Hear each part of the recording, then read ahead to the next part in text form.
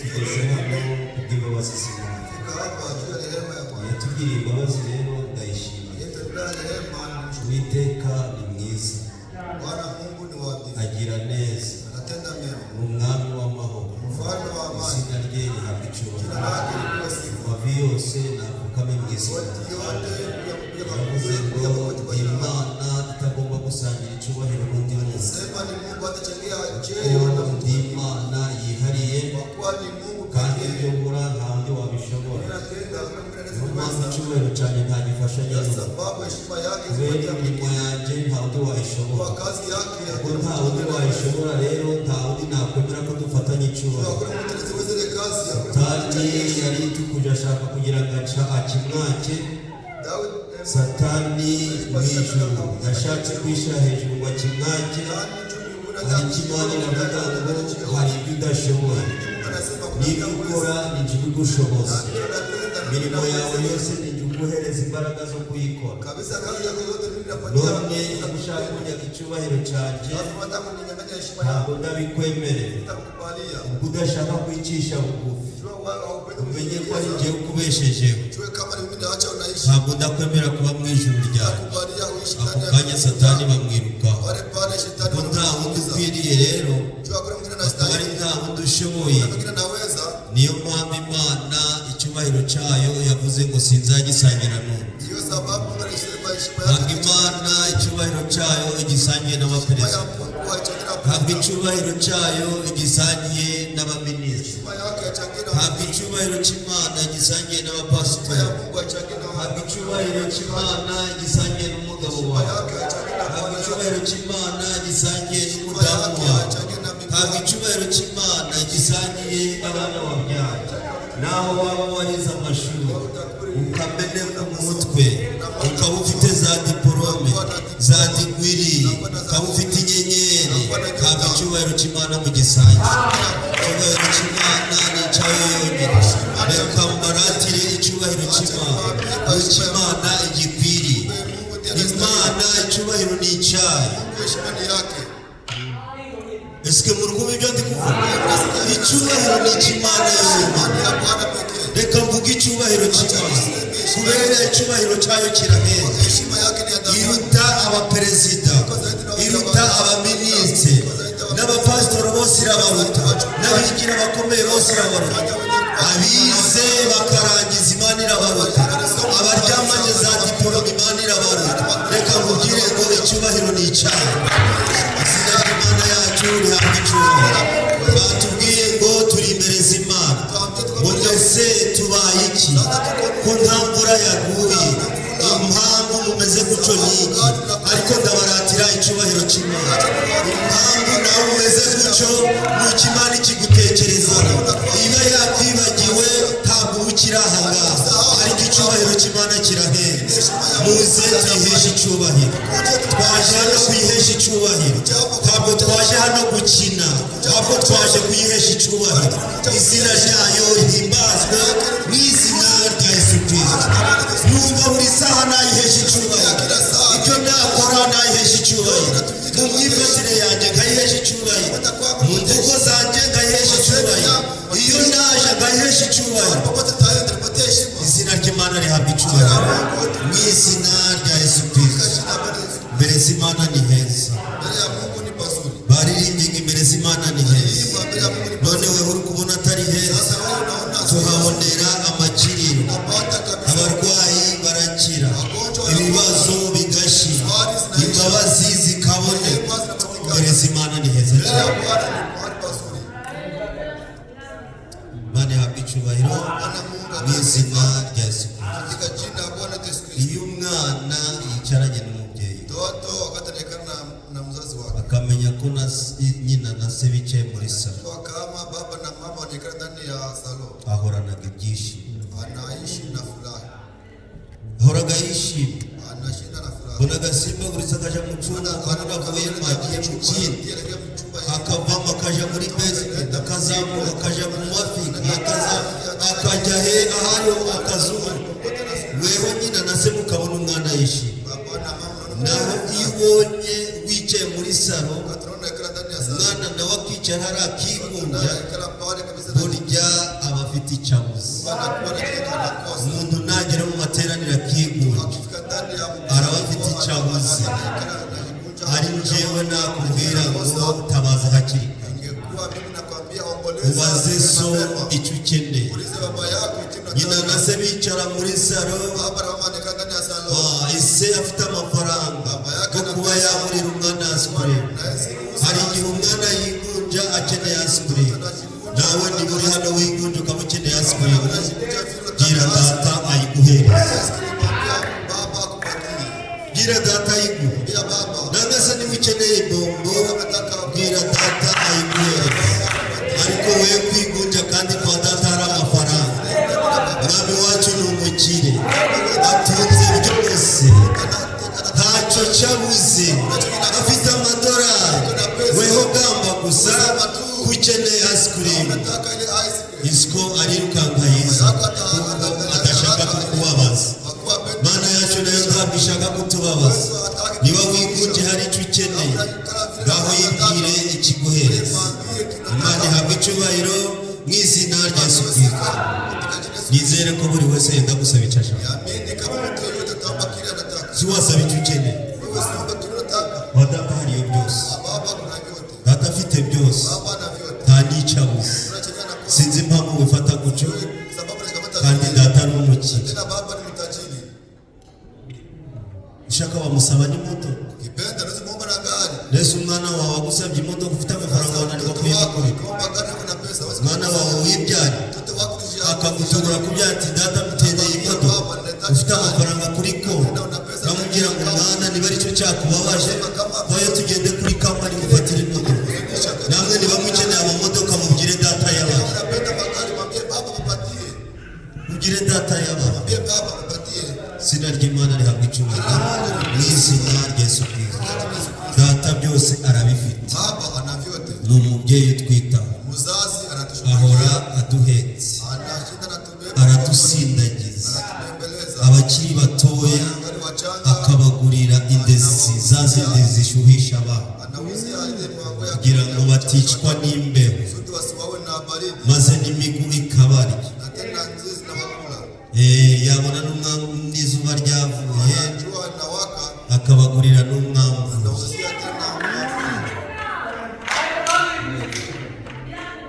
ese ntabwo muri kunyu Imana yakibagurira n'imyambaro kubera ko ibona hari abenda kwicwa n'izuba Imana yakiraturogosa iyo ibonye ibibazo bije Imana imanura umwambaro avuga ngo nta bibazo uyu ni umwana wanjye ntabwo nshaka ko yicwa n'izuba ahubwo dore umwambure ndamurogoje Imana ikibarogoza Imana yacu ni nziza mu izina rya Yesu Kristo ejo twarahangaha turi kwiga ijambo rivuga ngo intego y'ibico tugamije kugeraho umuntu wese ufite intego yizera neza ko azagera mu gihugu nushikama ntucogore ntukangwe n'amajwi yo kuguhungabanya yizera adashidikanya ko uzagera mu gihugu abo bafite intego rero kubera ko uyu munsi ndarabakereza bambwiye ngo mbabwire ngo turabaragwa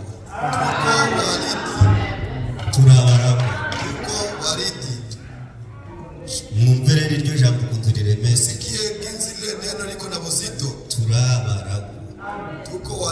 turabaragwa b'Imana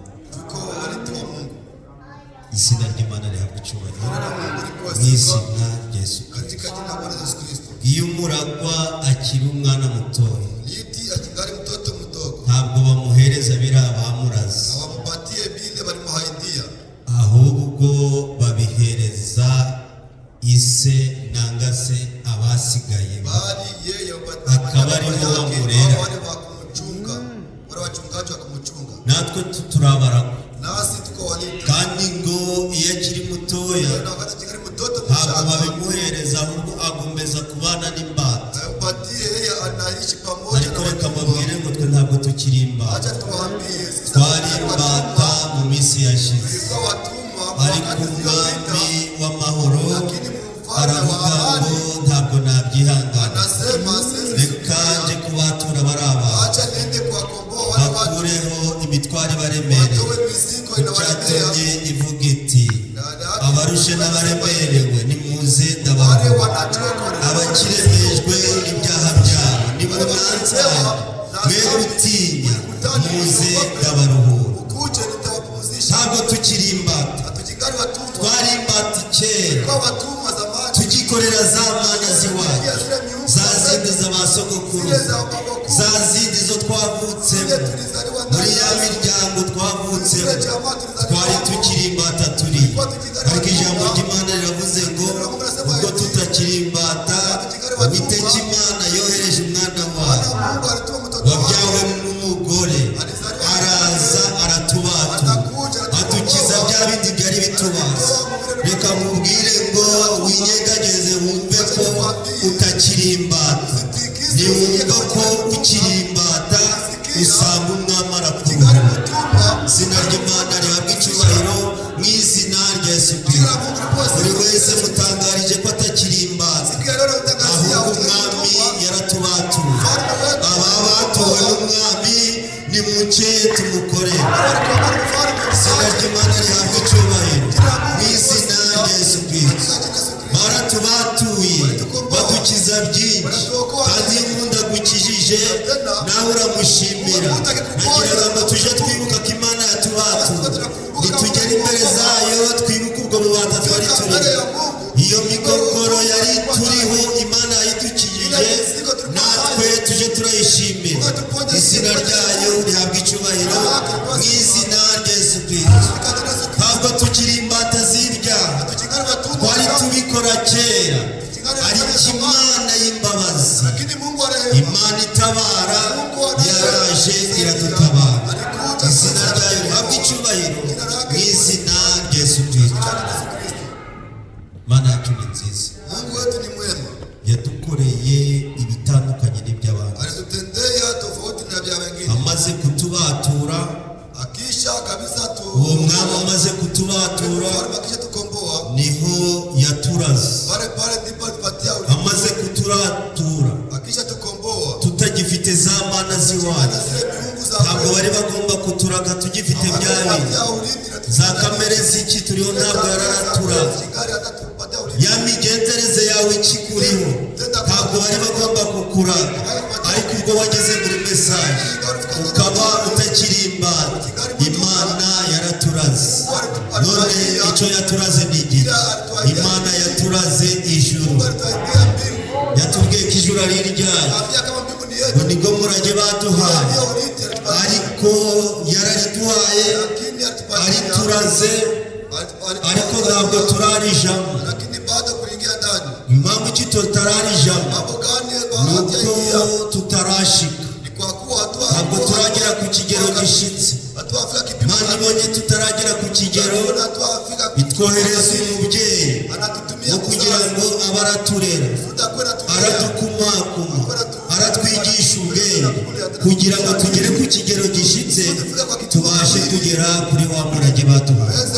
izina ry'Imana rihabwa icyubahiro mu izina rya Yesu Kristo umubyeyi wacu ni umuhanuzi umuhanuzi Imana yadusigiye niwe Imana yaduhaye kugira ngo abe araturera aratwigisha ubwenge kugira ngo tuzagere kuri wa murage uriya murage baduhaye rero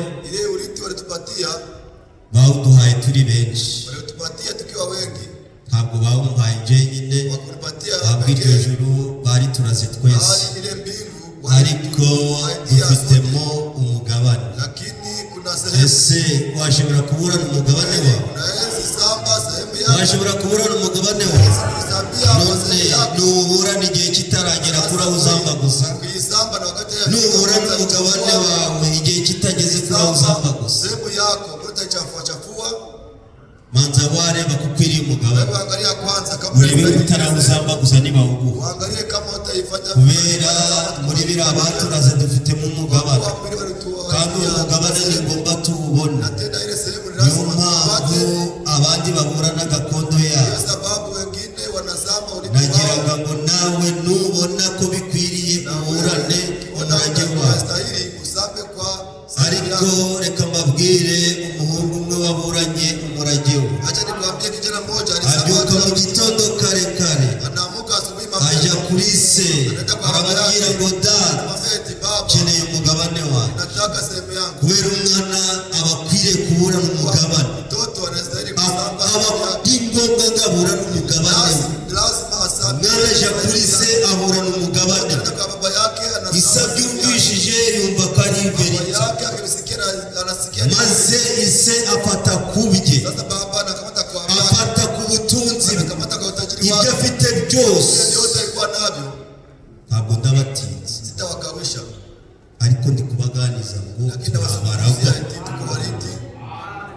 Ise afata ku byo afite byose Baba yake anakamata kwa hada ahereza wa mwana, anapatia ule mtoto arabimuha, anampatia amuhereza umugabane we anampatia sehemu yake kuko yawumusabye. kama vile Yari alimuomba. ari kumva ko ari umusore mwiza, Anasikia ni kijana abona ubuzima abayeho atari ubw'abasore beza, sio kama aravuga ngo ubu buzima sinabwihanganira kubugumamo, ahubwo nshaka umugabane wanjye nanjye nigende. nataka sehemu yangu na mimi nishiende Nagiraga ngo uburane umugabane wawe ari yuko igihe kigeze, sehemu yako naho nuburana utaragera igihe kisamba na uzagenda, kandi uzagera ntuzagirira aya mahoro, ndana kuitafika uzahurirayo n'ingorane, utakutana ibibazo bizaba byinshi, uzicuza n'ibyo wakoze.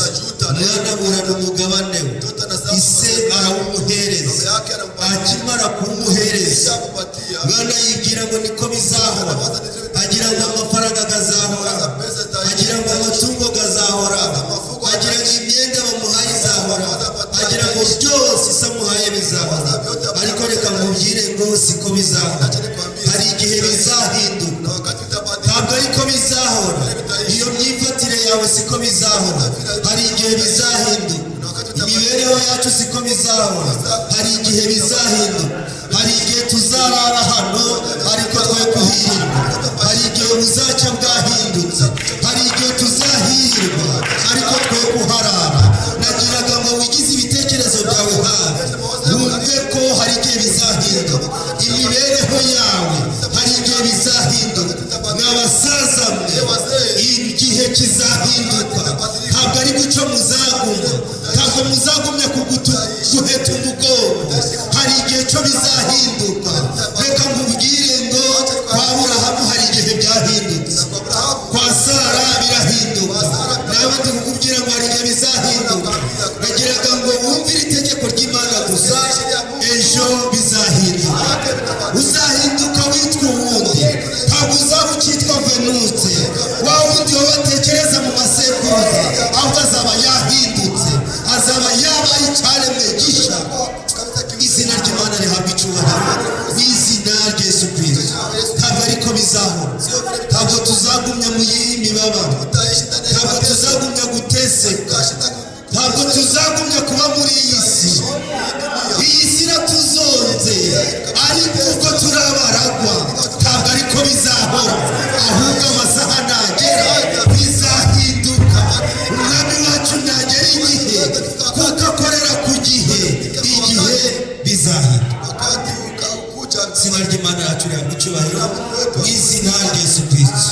Umwana agira ngo niko bizahora, mtoto anawaza ni vile tiyatekereza ko bizahinduka. kuanzia kama itabadilika Uko uno munsi wakeye, siku ya leo kama we gutekereza ngo nubwo ejo niko na biragenda, kesho ni vile ntabwo ariko bizamera.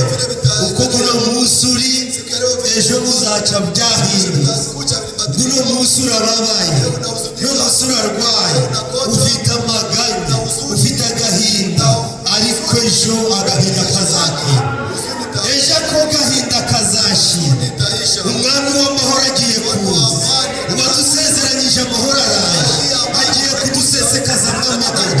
Nta gahinda tuzongera kugira, nta kwiganyira tuzongera kugira, nta gucika intege tuzagira, nta bukene buzatwomaho, nta guteseka kuzaba muri twe, ahubwo tuzaba mu mahoro.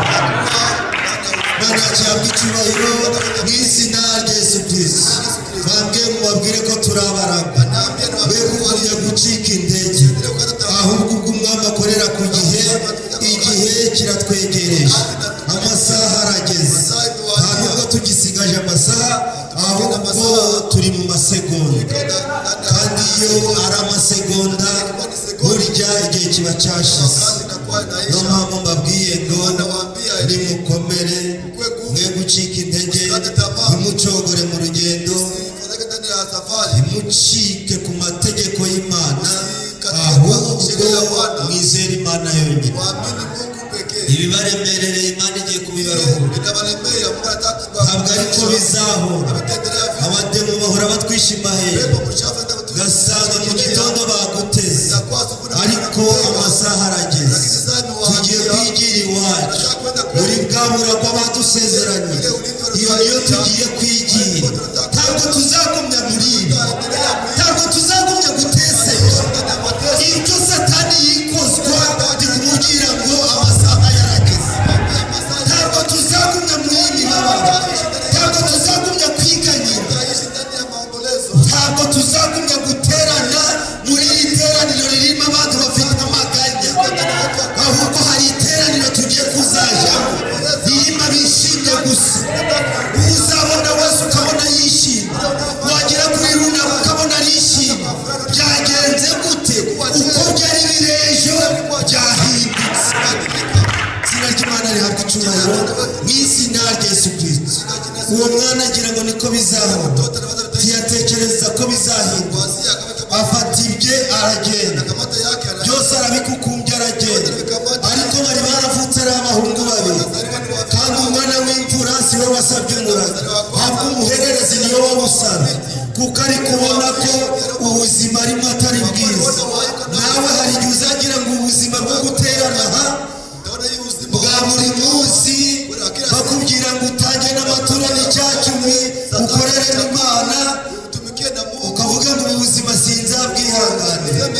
Oya, iyo uzaje reka nkubwire ngo ntabwo uzagirira aya mahoro, ahubwo ihangane, urindire gusaba umugabane, amasaha yawe ageze. Imana yahabwa icyubahiro mu izina rya Yesu Kristo. Umuhungu agira ngo niko bizahora, ntiyamenya ko bizahinduka. Nawe ndi kukubwira ngo hari igihe bizahinduka. Imyaka wamaze muri Mesaya, we kuyibara ngo ucike intege, ahubwo uyibare nk'umunsi w'amazi. Amasaha arageze, ibyo badusezeranije we tugiye kuzabigeraho. Umuhungu agira ngo niko bizamera, agira ngo niko bizagenda, ntiyatekereza ko bizahinduka. Nguwo afashe ibyo aragiye, aragenda. Bibiliya iri kuvuga ngo aje mu gihugu cya kure, cy'ababyeyi be batazongera kumubona, batazongera no kumva ku nkuru ye, na ba nyirarume na ba shangazi be bose. Aja kure, iyo batazongera kumwumva, aja kurya ubuzima bw'ubutunzi bamuhaye. Aragenda akora ibyo ashaka, ageze iyo ageze arya ubuzima, bya bindi bamuhaye akina nabo, n'amafaranga akina nabo, arayarya neza. Abantu bose bamubona bakabona n'umukire, arayarya arayamara. Abaturiye muri icyo gihugu bakajya bamutinya, ariko agira ngo niko bizamera. Abirya bitari gusubiraho, ariko amasaha ageze, bigenda biri gukende, bije biri gukende. Yagera mu bara, yaravugaga ngo mwese babahe, yageramo bagatangira kumusengera. Byagenze gute? Amafaranga yashize, byose bimushiraho, birashira. Imyenda yari afite, amafaranga, byose ibyo bamuhaye, ibyose yamuhaye byose arabirya, birayoyoka neza, birashira, agatekereza iyo byagiye akabona icyo yakoze. Yagiye gushaka aho yakora chati. alienda kutafuta mahali wa kumpatia kazi. Ibaze nawe umuntu bahaye ibihumbi magana, Na wewe sikia mtu alipatia bakamuhereza n'ubutunzi, alipatia na utajiri. amasaha arageze atangiye gusaba icyati, anaanza kuomba mahali, agiye gusaba igikadara, anaenda kuomba fasi ya mbe muhinda wambi igikadara kupatia fasi ya ibiciro cy'amadolari 20, dola 20. atangiye gukorera 20, yari afite ibihumbi magana, Alikuwa na pesa zose zashize, yote vilimuishia. aje gushaka igikadara. Anaenda kuomba fasi ya Igikadara bamuhaye nacyo nticyaba cyiza. baada ya kulima naye kuwa vizuri. Hari igikadara kiba cyiza n'ikindi kikaba kibi. Na fasi ya kulima kuwa vizuri nyingine Igikadara bamuhaye baramubwira ngo ugomba kuragira ingurube. ile mahali anapatia kazi na mbia. Nicyo gikadara tumuhaye. Namwe muzi umwanda w'ingurube. Hiyo kazi tunapata na nyinyi Umuntu wari ufite amafaranga yambara igikoti ryiza, agashyiraho karuvati, agashyiraho n'isaha, akaje avuga ngo mfite amafaranga, akanje ntabwo bwashira, yangu aliziisha. agiye mu ngurube, Anaenda ndani ya nguluwe. aragiye neza da, Anaenda vizuri. agezemo araziragiye, Pia anazichunga. aratangiye aragiye, Anaanza na chunga. ariko ari kuziragira zifite abagaragu bo kuzigaburira, akaziragira atagira n'icyo kurya, Anazichunga na cha kukula. akaziragira afite inzara, Anazichunga iko na njaa. akifuza kurya Anatamani bya bindi by'ingurube ziri kurya. ile chakula Namwe kubagize ingurube na nyie mliwahi muzi ibiryo by'ingurube zirya, unajua chakula ya nguluwe. ubanza wanabitobato Unaanza na kavuga ngo bino nibyo bikwiriye ingurube, kuchafua, unasema nawe abikubise amaso akipika macho yumva ari byo yawe, anasikia nawe anastahili umva kula ko vile. kababara. Na wewe sikia ile huzuni. Anachunga Araragiye nguluwe. azimazemo iki, Anazimaliza wakati. aziragiye inzara iri kumuri, Anajana mkula. arabyihangana. Umwaka wa mbere uwa kabiri ari mu ngurube, ntakibuka Kumbuke iyo yavuye, ilitoka. ibyo guterana hakuza, gusenga ntakibyiba, imbabazi ntazikigiye, inzara iri kumuri, yabaye inkoko, umujinyagura mwinshi, agutewe n'inzara, agahinda karamufasha, ari guhekenya amenyo, ubugome bubaye mwinshi, ishyari riramufasha. Inakuwa nyingi. Mwana we,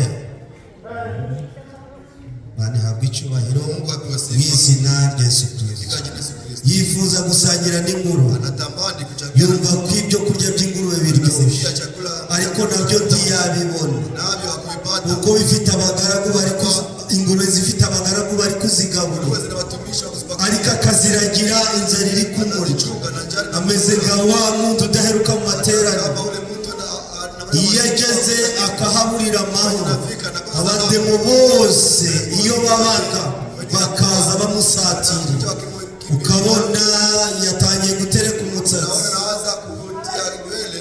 umutsatsi ugatangira kugatuku, Nywele inaanza kuwa nyekundu. ukawamunyuraho kumva imyenda ye ndaheruka n'amazi, Mavazi yake yabuze isabune yo kumesa kubera ko adaheruka mu materaniro, kwa yeye wamugeraho iminani ni myinshi, kufika wako kusema umushinyagura mwinshi kubera adaheruka ku isoko, juu kabisa. ntabwo aheruka ku isoko. Afike kabisa ndani ya chemchemu. Izina ry'Imana rihimbazwe mu izina rya Yesu Kristo. Katika Yesu Kristo. Ariko igihe kigeze, Lakini wakati ikawadia. amasaha ageze, Masaa ikawadia. amasaha ageze, Saa ikatimia. amasaha ageze, atangira kwibuka, aravuga ati harya ndikuzira iki, Kweli nitakufa. ndikuzira iki, atangiye kwibuka igihugu cy'iwabo, Nchi ya kwao. n'abo bavuye mu materaniro, ukaja kwibera mu byago, ukadusiga ahangaha, amasaha nagera uzibuka, uzamenya ngo harya kwa data ko hari abafurere bantu navanywayo n'iki, uzagaruka. Utarudia. Amasaha ageze arimo, Saa ikitimia akakumbuka. amasaha ageze arimo, Saa ikitimia anakumbuka. yibutse iki? Anakumbuka nini? Ayibutse kubera iki? Anakumbuka kwa nini? Kubera ibyo ibyo ageze. kwa kuwa bile anafikia. Amasaha ageze aribuka, Saa ikifika na aravuga ati harya anasema ati kumbe kwifuza gusangira n'ingurube, natamani kuchangia na nguruwe. reka nibuke kwa data. Acha nikumbuke Kwa data habayo inyama, kwa baba kuna kwa nyama, data habayo icyo kunywa, baba kuna chakula, hariyo amata, kwa baba kuna hariyo za vino. Data n'umutunzi afite abagaragu, ana watumishi. ibyo akeneye byose birakora. Natamani yote None kwa data ko nabisize, kwa baba mwene biacha. nubwo navuyeyo Baba mpemutse, nitoka na umemukia. nkavayo basezeye Na wala ko ntazagaruka mu iteraniro ryabo, ndikumva ko ibyabo bindambiye. None izo soni zigomeze zimfata, nubwo nabaye ikimara, kagende ndutse abafurere, kagende ndutse bashiki banyu, nkabasenga iyo ngeze hose, nkabavuga nabi, nta kirambuza kujayo. Nzi ko abafurere ari abanyembabazi, bahorana imbabazi buri gihe cyose. Imana yabahaye imbabazi, ntabwo bita ku bahemukiye, upfa kuba ubabwiye ko wahemutse. Kufa kuambia kama wewe uliwapemukia. Aravuga ati harya mpaguze, Sema sasa nakufa nini? nubwo ntacyo nsigaje, Hawa sibakira mpagurutse nkaja kwa data, mama naenda kwa baba. ese byatwara iki? Kweli vinaweza nafaa nini? Arahaguruka aragenda, Anasimama anaenda. aragenda, Anaenda. aragiye, Anaenda. agiye kwasi, ariko agiye ntacyo ajanye. Anarudia bila Yahavuye afite ibyo ajanye, alitoka ariko agarukanye ikimwaro, anarudia kabisa. agarukanye ikimwaro. Anarudia Naho wagaruka uruka umwana, dawa atarudia kuna tuzagira haya. ubwoba, tuzakwakira. Hiyo utakuwa naoga. Naho nagarukana ikimwaro, sinzabatinya, muzanyakira. Imana yabahaye imbabazi. Kwa madiani Bana habwa icyubahiro mu izina rya Yesu Kristo. Nguwo umwana aragiye, yule mtoto anaenda. aragiye, Anaenda. aragenda. Anaenda. Inzara, Jala umusatsi gwamwereyeho, nywele iliota ntaheruka gukaraba, hajue maji. imyenda yamusaziyeho, Mavazi muzekea. ntagira ibirato byo kwambara, Kuna viatu vya kuvaa. asa nabi. Anafanana vibaya. Nguwo aragiye kwasi, Yule anarudia kwa baba. aragarutse, Anarudia. aje kwasi, Kuja kwa baba yake. araza, akigera mu irembo, Fika kabisa mbele ya mlango. ise amukubise amaso. Baba yake akimpiga uso wake. Bibiri iri kutubwira ngo Biblia tuambia imbabazi zahise zimwinjira. hema zimeingia. Akimukubita amaso, Piga ntaho yamubwiye ngo utangerera mu rugo, ibyawe narabiguhaye, waragiye urabirya, none uragarutse ngo nguhe ibya mukuru wawe. Oya, ntabwo yamubwiye gutyo, ahubwo yamukubise amaso, imbabazi zinjira mu mutima. Nawe reka mubwire ngo nugaruka kwa data, data yuzuye imbabazi, data ni umunyembabazi. Naho waba warakoze ibimeze bite, ibingana bite, pata je Imana ni umunyembabazi. mwenye rehema. Akimukubita amaso, Kimpiga macho. aramwitegereza, Anamtazama. imbabazi ziraza. Rehema zinakuja. Uko yaje rero nawe Vile alikuja naye. yaje ari gutinya, Anakuja naogopa. kandi ari umwana uri kuja kwasi. Tena mtoto Ntabwo yazanye bwa bukaka, hakukuja kabisa na ile bwamuhagaranye ahavanye, ntabwo ari bwo yazanye, alitoka nayo kuwa nayo kurudia nayo. ntabwo ari bwo yagaruye, Hakurudia nayo. ahubwo yaje afite ubwoba, Anaoga. kuko iyo ari yamageye yavuga Kwa ati mwenye alianza alisema naho naje kwata hawa naenda kwa baba. nkabarirwa mu bagaragu, Nahesabiwa kwa wumva ko atagifite ibyiringiro byo kwitwa umwana, Sikia jina watu ahubwo ari kwita umugaragu. yeye anashita Niyo naba umugaragu biraba bihagije, igikuru ni uko ndaba nageze kwa cha data. muhimu ni kuwe nafika kwa baba. C'est fini. Inatosha.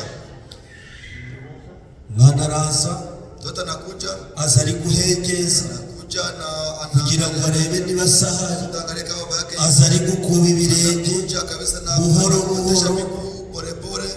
isamukubisa amaso, mama yake akimpiga uso, imbabazi ziba nyinshi. rehema inakuwa nyingi, Aramwitegereza, anamtazama, amubabarira hakiri kare. anamrehemu Umwana ataragira icyo kuvuga, mtoto bila kusema kubera nawe yahagurutse aravuga ati amagambo ngiye kubwira data ngiye kumwinginga ambabarire, mubwire ko nahemutse kuyo mwiza,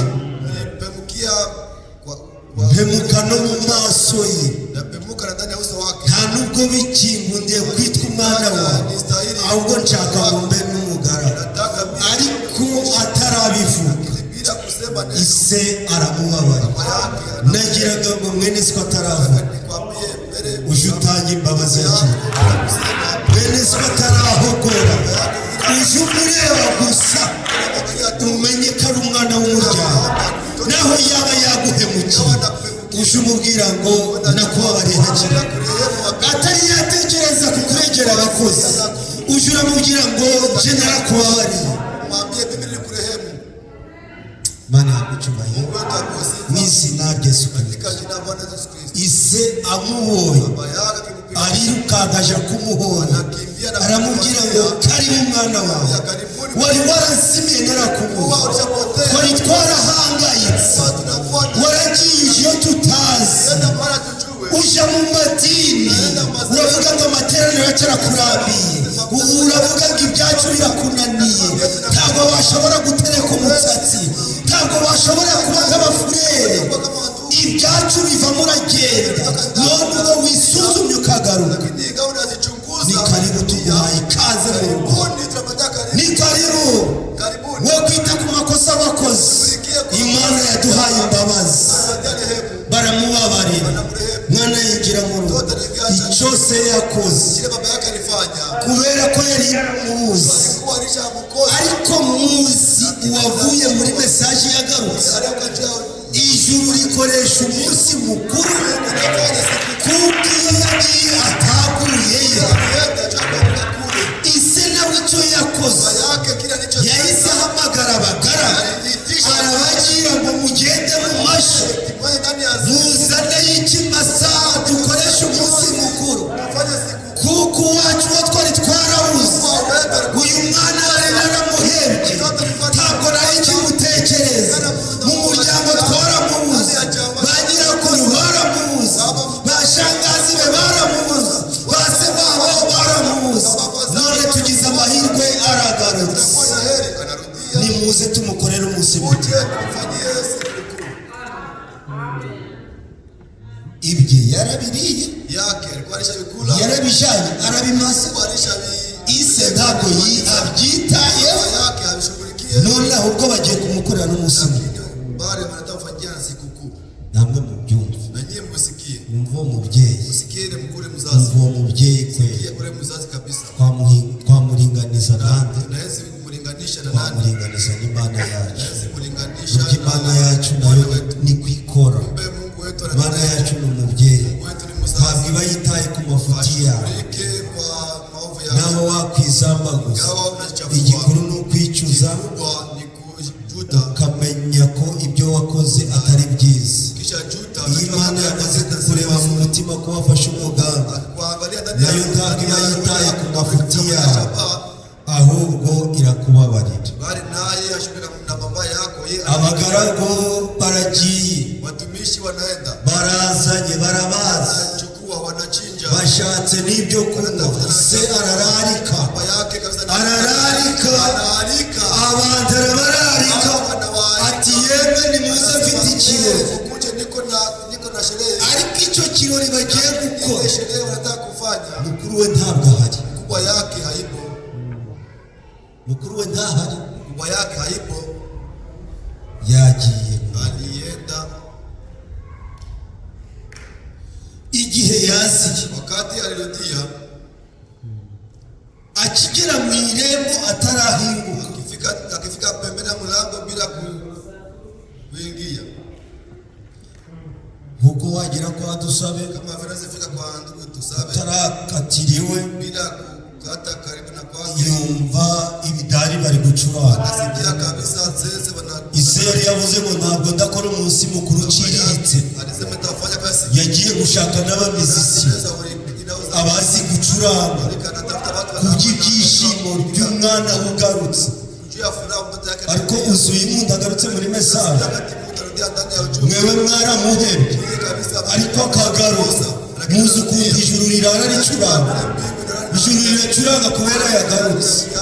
inapiga juu ya mtoto anarudia Mukuru wese yumva yake, akirudia nasikia iwabo bari gucuranga, wao kabisa machuma wanapiga tahadhari. ntiyapfa kwihura, Yeye hakufa kuingia, amanza yatega amatwi anaanza kutega sikio, ati ibyo ni ibiki. sema vile ni nini? Yumva hari uruyongo Nasikia kabisa kuna fujo, rw'abantu benshi, watu wengi ati ibyo ni ibiki. nasema vile ni nini? Ahamagara mu bagaragu base, Anaita ndani ya watumishi wa baba yake, arababaza ati anawauliza ko ndi kumva hari mu rugo hari ibihari, pale kunyumba kuna vitu, byagenze biti? ilikuwa je? Abagaragu bati ayi ntabyo uzi, Haujue, ntabyo uzi. haujue wa murumuna wawe, ule mtoto wako wa wundi wa murumuna wawe burya yaje. Haleluya, Akimara kuza shafika isuku yamwakiriye aramuhobera, ahubwo natwe twari tuzi aramwirukana, aramuhobera tugira ngo birekeye aho. Atuma abantu ngo baje kugura inzoga tunywe, tiyarekera. Atuma abantu muri sitomu ngo baje kugura imiceri, aradutuma natwe ngo tugende tuzane inka tuyibage, ahasigaye abatetsi bateke. Ararika n'ababizisiye bo gucuranga, burya nibyo urukumva hariya. ndio vile vitu nafikia pale, Niko byagenze, ni vile vilikuwa aho kugira ngo yishime ko murumuna waje, kusudi yeye afurahi kwa kuwa mdogo yake alirudia, biramubabaza. inamhuzunisha. Icyamubabaje ni iki? Kilichomhuzunisha ni hiki, Yari azi ko bamuhaye umugabane, alijua ya kwamba alipatia byose sehemu bye yake, barabimuhaye, yote vyake yaragiye. alimpatia yeye, alienda, Biramubabaza. inamhuzunisha. Isa byumvishije, Baba yake akilisikia, asanga wa mwana, anakutana ule mtoto, abona agahinda karamwishe, naona huzuni na muua, abona nta byishimo afite. naona hakuna furaha nayo. Isa ati kubera icyo utishima, Yake anasema kwa nini haufurahi? kubera icyo Kwa utishima, nini haufurahi? ntabwo wari wamenya amakuru. Au yajua habari? Umwana aramubwira ngo amakuru ndayazi, Anamwambia ariko ntabwo bineje. Ibyo abagaragu bambwiye ntabwo bineje. Ikimbabaje ngiki yani huzunisha ni hiki, ni uko uyu murumuna wanjye wamuhaye umugabane, mdogo yangu ibyo byose yarabimaze, none abonye sigaje ubusa, none araje. Ikimbabaje ngiki ndani huzunisha ni hiki, ni uko ibyo abagaragu bambwiye kwa vile watumishi wananiambia ngo wabatumye ngo baje mu masho baza n'ikimasa babagire murumuna wanjye, wachinjie mdogo kandi njyewe numviye amategeko yawe nkagumana nawe mu rugo inaishi na wewe ndani ya nyumba, utarabinkore. bado Icyo nicyo kunitumikia. kimbabaje. Kile ndicho kinanihuzunisha.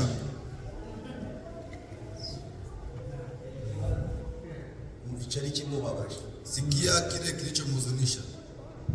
yababajwe nuko se ataramukorera umunsi mukuru, Alihuzunishwa na kuwa baba yake amfanyia siku kandi ari we wagumye mu na rugo, tena ni yeye alimtii, anashinda kwa nyumba ya ahubwo baba wari yake. wagiye kwangara Alikuwa anazimia, akaba ari we bakorera umunsi yeye mukuru. ndiye alifanyia siku kuu. Icyo nicyo cyamubabaje. Ile ndiyo ilimhuzunisha Ise nawe rero icyamubabaje, yake, naye kilimhuzunisha. ikintu cyababaje se, Kile kilihuzunisha baba yake, kanze kibabwira, acha nikwambie, icyababaje se nawe kile kilihuzunisha baba yake, akimara kumva amagambo y'uwo mwana avuze, ya maneno ya yule mtoto nayo icyamubabaje nawe huzunisha naye, nuko umwana atamenye ko kwa mtoto akujua ya kwamba ibyo mu rugo rwa se byose ari ibye.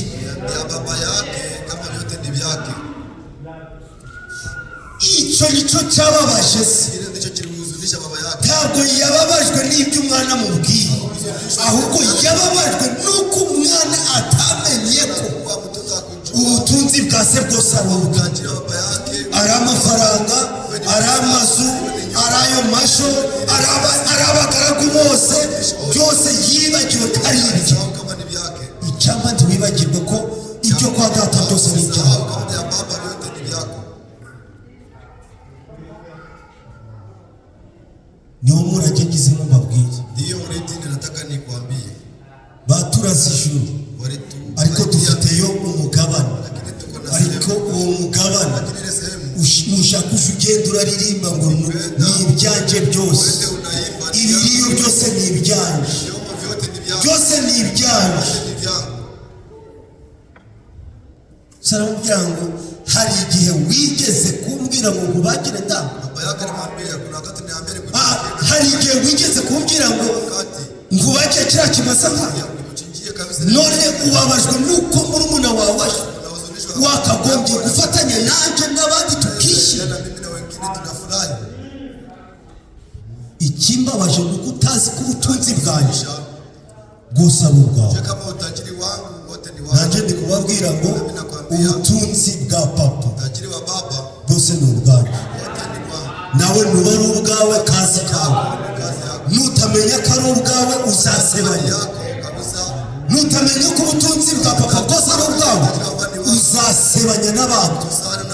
Uzajya uragenda ubiyenza kandi mu nzira zidafututse hejuru yo kutamenya ko byose ari byo baguhaye. Reka mbabwire ko byose ari ibyacu, byose barabitugabiye, byose barabiduhaye. Ni umugabane baduhaye. Amasaha agiye kugera tugiye guhabwa umugabane. Uwo mugabane tugiye kuwuhabwa.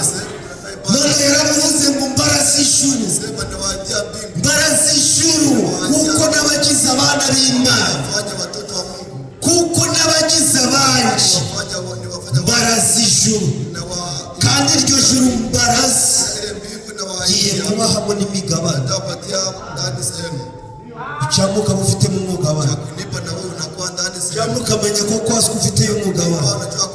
Naho waba warahemutse, igikuru n'uzasaba imbabazi nta kizakubuza guhabwa umugabane. We kuvuga ngo ubw'ibyaho ibwijyanje n'abirenga bimara nta bindi bazamu. Oya weho menya aho wahemutse, aho wahemutse hamenya nta kizabuza two kuguha umugabane. Hari umugabane baduhaye, ariko uwo mugabane niwo turi guharanira. Ariko nutawurwanira ntawe uzawubona. Ubwo mugabane ntawe uzawubona. Ntabwo uzapfa guhabwa abapfuye kubaho ngabo. Abatari abanyamuryango ntabwo bahabwa umugabane. Mwana utari mu muryango ntahabwa umugabane. Naho yaba ari uwaswe wawe akaba yaravutse hera, akaba ari weho wamureze, ntabwo ahabwa umugabane. Natwe hari abo tudasangiye nabo imigabane, hari abo tudasangiye nabo imigabane. Imigabane ni iyacu. Ijuru barariturasase, barariduhaye. Niyo mpamvu turyirata. Twagera ku banyamadini ntidukangwe n'amashuri bize, tukavuga ngo ijuru ni iryacu. Tuzi ko bariturase. Amasaha nagera tuzabonayo n'umugabane. Umugabane baduhaye ni uwo. Yesu yaravuze ngo ni byiza ko ngenda nkajya kwa data nkajya kubategurira. Yaduteguriye iki? Yaratubwiye ngo ngiye kububakira amazu meza. Uwo ni wo mugabane tuzagabana. Icyapa nawe ukagira umugabane mu ijoro. Amazu meza baratwubakiye. Jewe nzi ko mfite iyanjye, mfite iyanjye banyubakiye. Barayubatse bayishyiramo simenti, bayishyiramo n'amakaro, bayishyiramo n'ibirahuri, bayishyiramo n'amavara. Nta bishuhe byabonekayo, ibyuma byaho ntibishaje. Icyapa ukagira iyo tunani.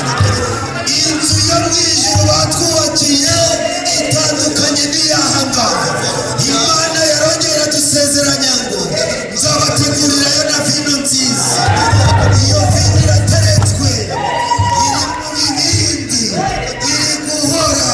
Amasaha yo kuyinywa ntaragera, ariko amasaha nagera iyo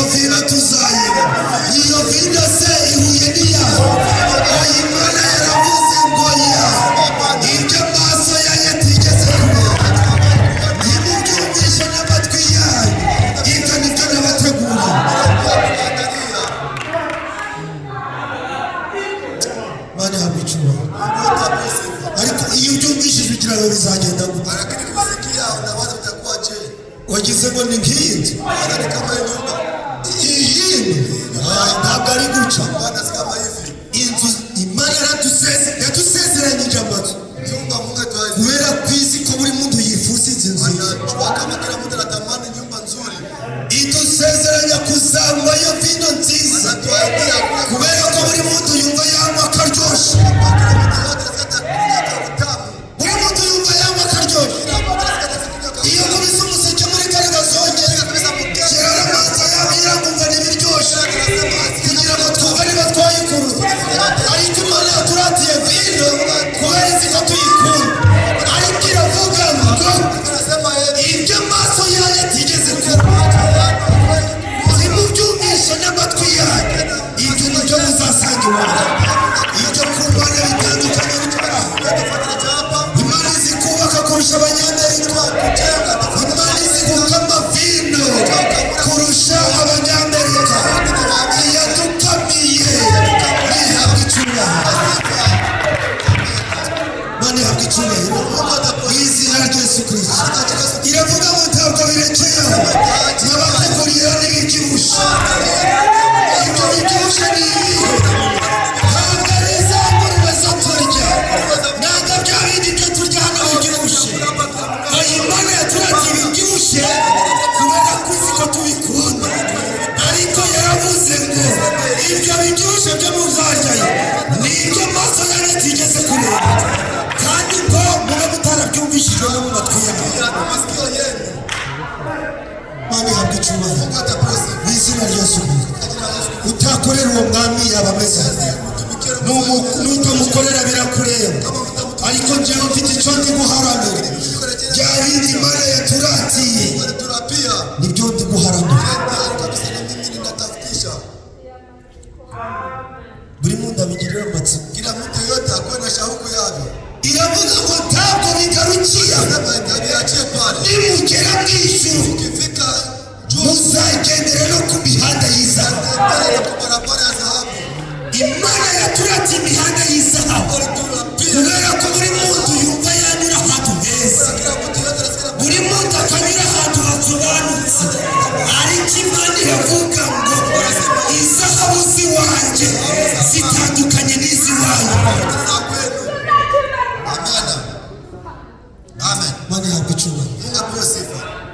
ndi kwitegereza ijuru ngabona riboneye Ninatazama mbingu nasikia kabisa ni mtamu. ndi kubona ari ryiza Naona kabisa ni vizuri. Imana yararituratiye Mungu alitulapia. ituratiye ibizabaye Pia vile vyote vitakuwa kule. uzi ngo hano habagaho ibiboneye nta cyiza kiryoshye curanga Kitu kizuri haujaona. none bizaba bimeze bite Sasa vitakuwa je? Imana iri kuvuga ngo ni ibyo mutari mwareba Vile hamujaangalia bizaba bimeze bite vitakuwa viko je? bizaba bimeze gute Vitakuwa viko je?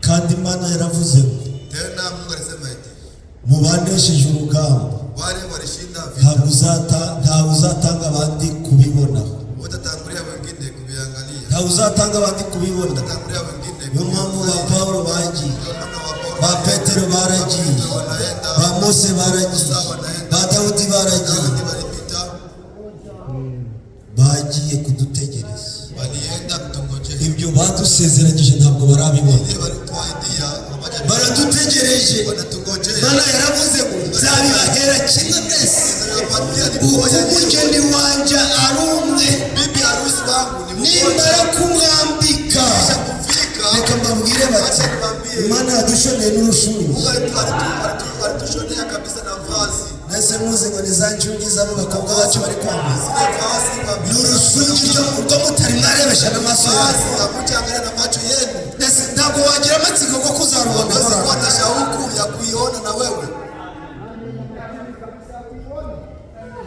kuko tuzaba turi umugeni Wakati kwa tuko bibi harusi, Imana yaduteguriye umwambaro watuandalia vazi. uzaba ari umwambaro mwiza Itakuwa ni vazi. ni umwambaro wo gukiranuka kw'abera Ile vazi ni nataka uzaba ni umwambaro ukiranutse ile vazi ni ya kuwa umwambaro mwiza ile vazi nzuri. bazawambika ndi Wataivika wanani wazabambika ninde watayifika ni wa wundi wihangana ibigeragezo wale walisubiria wa wundi wihangana wale walisubiria akavuga ngo naho mwacana umuriro gawa mnakonga nimushake muwukongeze mukaza mwichochelee muwondegeze muchochelee naho iyo mana itadukiza gawa Mungu atanipota turapfukamira igishusho magoti kabisa kisasa abazabambara ni bande ni babandi batereye mu rwobo rw'intare akavuga ngo ndakiranutse ntabwo nahemutse ku mana intare zamubona zikavuga ngo uyu ni umukiranutsi w'imana mana ihabwa icyubahiro n'izina rya Yesu Kristo abo nibo bazambara uwo mwambaro abazawambara ni bande ni Pawulo na Sila bo bafunze babazize ubusa bagera mu kigeragezo bakavuga ngo ntabwo turacogora tuzi ko Imana ihari Imana yacu ni umukiza naho twafunga ntakirambuza kuririmbira Imana naho nagera mu burwayi nzakorera Imana naho nagera mu bibazo nzakorera Imana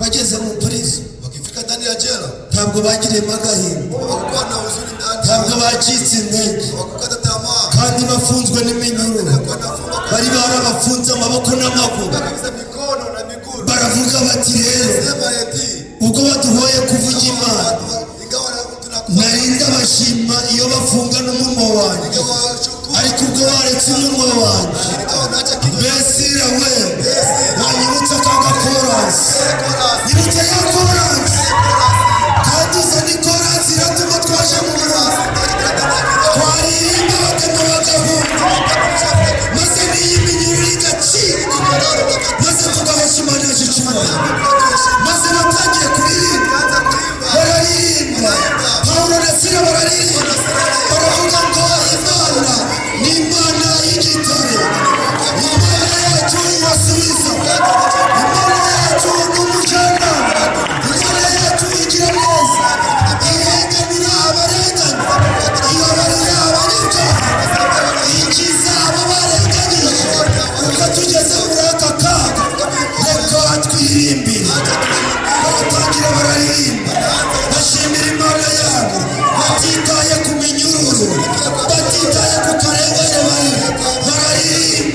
bararirimba biyukana batemu Imana iravuga iti bari abantu badacitse intege icyamuza kubatabara n'iki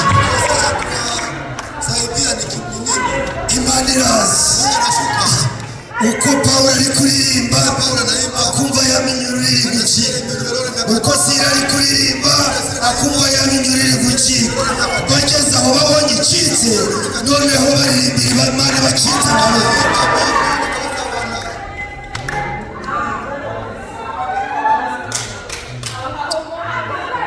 Imana ni nziza iyo ukiranukiye Imana narababwiye ngo nta demo n'imwe yaguhagarara imbere iyo ukiranukiye Imana nta demo n'imwe yaguhagarara imbere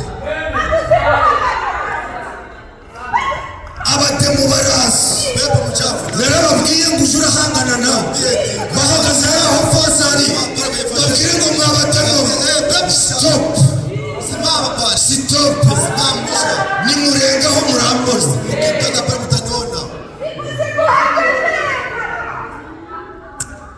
ariko iri juru utarikorera yabateye agahinda kubera ko reka nkubwire ndangize nta kintu nzakora Imana itazampembera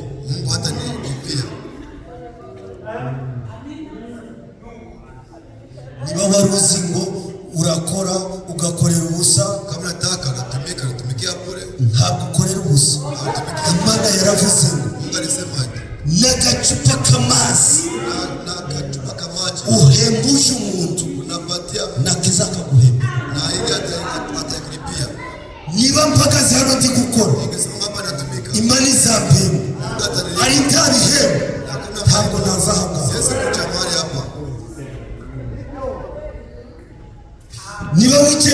materaniro uzi ngo ntaho uzahembwa kama unayekanira mkutano unajua utalipiwa shaka wataha ariko umenya ngo akeza kose ukoze unajua matendo mema yote na Imana ifite igitabo ifite igitabo yandikamo ineza y'umuntu akoze ibyo nkora byose yote natumika Imana izabindembe Mungu atalipia Imana izi guhamenya Mungu anajua ndugu yatanze renti y'ukwezi kwa gatandatu alipana kabisa salenti ya siku yo kugira ngo ijana ryanjye ryapfuye ubusa ntabwo ijana ryanjye ryapfuye ubusa bamaze kwandika ngo hamenya Filipo yarishe renti y'ukwezi kwa gatandatu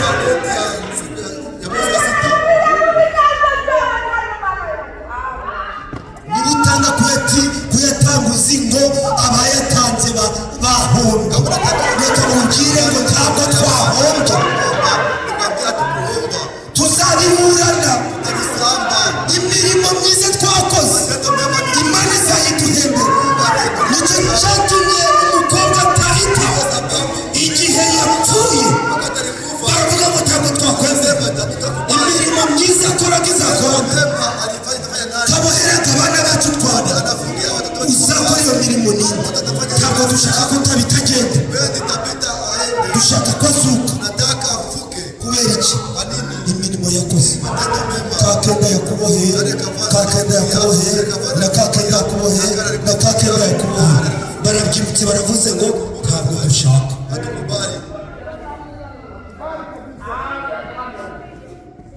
abatimi ntabwo ijana ryanjye ryapfuye kabisa wale wanayochunga pesa yangu kufa kandi ni ukwa karindwi nibampema nzanaritanga mwezi wa 7 wakinipokea nitaibana nzaritanga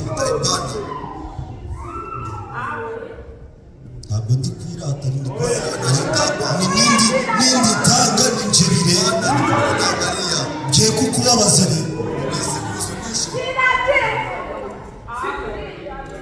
ngiye kukubabaza nindi tanga ngiye kukubabaza ntabwo kubazwa n'ibyo ndi kuvuga ariko nje kwa karindwi ndi kugwa mwezi wa 7 ikianza ndani kubera nzi ko umunsi naritanze Imana izabumbura igitabo yandike ngo atanze renti kwa karindwi Bwana ni pesa kodesha ya mwezi wa 7 kubera iki bari kwandika kwa nini wanaandika kubera iki bari kwandika sikia kwa nini wanaandika icyo gitabo hari amasaha yo kukibumbura kuna saa ya kujifungua maze amasaha yo kukibumbura nagera saa ya kujifungua ikifika Imana izavuga ngo Mungu atasema eti arisifuwe yakoze bino sifiwe alitumika hivi basoma urupapuro rwa sema karatasi ya kwanza urwa kabiri ya pili urwa kabiri babone nizavema gusa baratikinze gusa yatanze amaturo yatanga icacu yatanga rente yagiriye neza abana yatanze umusafiri yahaye ntuza soda yagiye kwa Ruhu niyo yaba ari umupagani ukamugirira neza Imana irabyandika ntabwo yandika ibyo tugiriye bene wacu neza gusa n'ibyo tugiriye abahanzi Imana irabyandika Imana yasoma Mungu akisoma ndakubona sifiwe yarabaye umugabo sema ninaona sifiwe alikuwa ikinsigariye rero kinayobaki ni sasa ukumuhemba ni kumulipa bamuhembye zingahe anamlipa ngapi bamuhombye zingahe anamlipa ngapi baramubwiye ngo ntabwo turaguha amafaranga tutakupatia pesa ahubwo icyo ndaguha basi itakupatia uzabaho iteka aishi hari ibisumba ibyo na zaidi ibyo wakoze byose ukora neza ibihembo byanjye malipo yangu biruta iby'ab'isi bahembwa iko zaidi ya nuko uzabaho iteka kandi muri iyo mibereho uzabaho ntawe uzongera gukena ntawe uzongera kurwara ntawe uzongera kugubwa nabi uzahorana ibyishimo uzahorana umutekano uzabaho iteka ryose amen amen hari ibindi uba ukeneye na vingine unataka au reka unataka nkubwire rero ngo icyo ukora cyose nta kizapfa ubusa acha nikwambie kile chote unatumika ineza y'ukoze iyo ari yo yose mema yote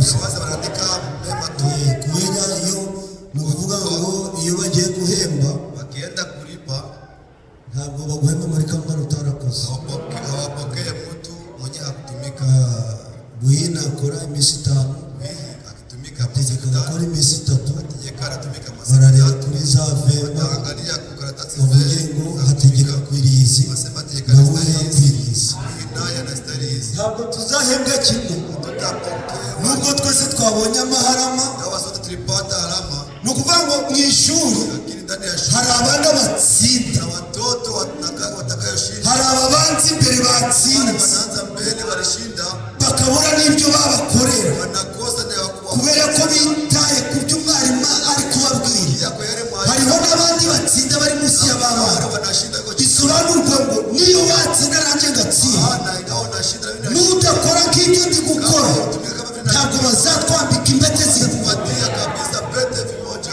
no ntabwo nzavunika ngo wewe nubwo nawe umeze gutyo nitujanayo ntabwo bazatwambika imbete zikubatia naona ngo vile tukina pamoja wakufike Yesu nibanyambika imbete y'uburirimbi nawe bazayikwambika pete ya image nawe batakufika ningerayo bazanyambika imbete y'uburirimbi none si nawe bazayikwambika nawe ufite iyawe ariko tuzaba dufite imbete zitandukanye rero nagusaba gukore cyane kugira ngo uzagire imbete iruti y'abana nibashobora kubona bazabona no gucengera umeniraye bite bakwambitse imbete y'ibyo wakoze Imana ihabwa icyubahiro mu izina rya Yesu Kristo nari ndi kubaganiriza ngo turabaragwa nari ndi kubabwira ko baturaze ijuru kandi dufiteyo n'umugabane umugabane baduhaye ni wo kuzatura mu mazu meza